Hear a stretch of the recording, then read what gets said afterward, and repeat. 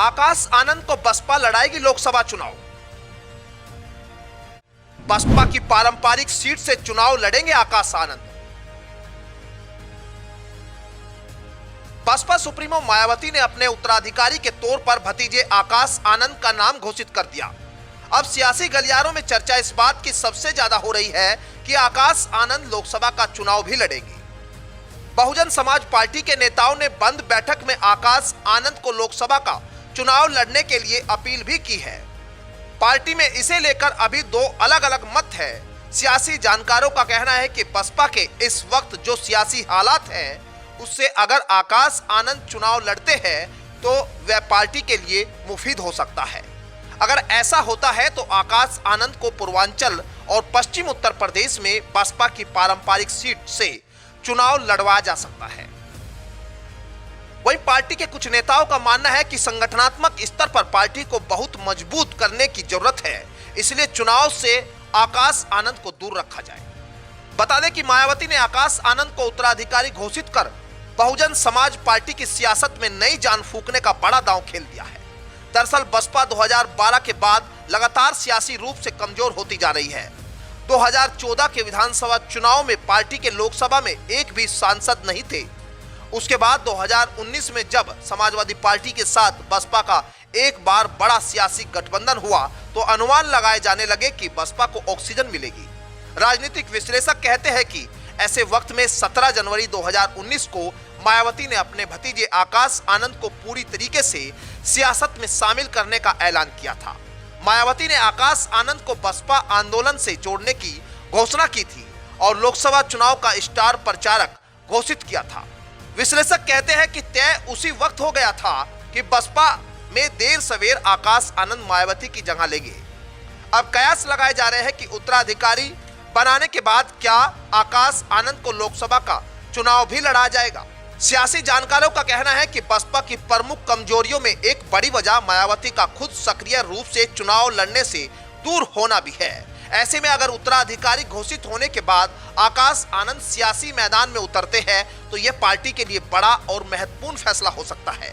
सियासी गलियारों में चर्चा इस बात की भी हो रही है कि जब मायावती को काशीराम ने 15 दिसंबर 2001 को अपना उत्तराधिकारी घोषित किया था तब तक अकबरपुर से सांसद थी। उसके बाद 18 सितंबर 2003 को जब वह राष्ट्रीय अध्यक्ष के तौर पर चुनी गई तो तत्काल बाद वह फिर से अकबरपुर से चुनाव लड़ी और जीती। ऐसे में कयास यह लगाए जा रहे हैं कि पार्टी में आकाश आनंद को महत्वपूर्ण जिम्मेदारी देने के साथ आने वाले लोकसभा के चुनाव में भी उतारा जाना चाहिए। सूत्रों के मुताबिक आकाश आनंद के उत्तराधिकारी घोषित होने के बाद और पहले से ही कुछ नेताओं की ओर से उन्हें लोकसभा चुनाव लड़ाए जाने की आपस में चर्चा हुई। हालांकि इस पर सहमति तो नहीं बनी, लेकिन कुछ नेताओं का मानना था कि उन्हें बहुजन समाज पार्टी की पारंपरिक सीट से आने वाले लोकसभा चुनाव में मैदान में उतरना चाहिए, ताकि इससे पार्टी के कार्यकर्ताओं का न सिर्फ मनोबल बढ़ेगा बल्कि मायावती के सियासी मैदान में चुनाव लड़ने से पूरी तरह दूर होने के बाद एक बड़ा गैप भी भरेगा। हालांकि ऐसी किसी भी जानकारी पर न तो पार्टी के कोई पदाधिकारी और न ही अन्य किसी नेता ने मुंह खोला है, लेकिन पार्टी के नेताओं में चर्चा इस बात की जरूर हुई कि 2024 के लोकसभा चुनाव में आकाश आनंद को मायावती की पारंपरिक सीट अकबरपुर से चुनावी मैदान में उतारा जा सकता है। पश्चिम उत्तर प्रदेश में बिजनौर सीट भी सबसे सुरक्षित सीट है, जहां पर मायावती पहली बार लोकसभा का चुनाव जीती थी। इस सीट से आकाश आनंद को चुनाव लड़ाया जा सकता है। दोनों सीटों पर वर्तमान समय में भी बसपा के ही सांसद हैं। दरअसल आकाश आनंद को पार्टी का उत्तराधिकारी घोषित किए जाने के पीछे मायावती की एक बड़ी रणनीति मानी जा रही है।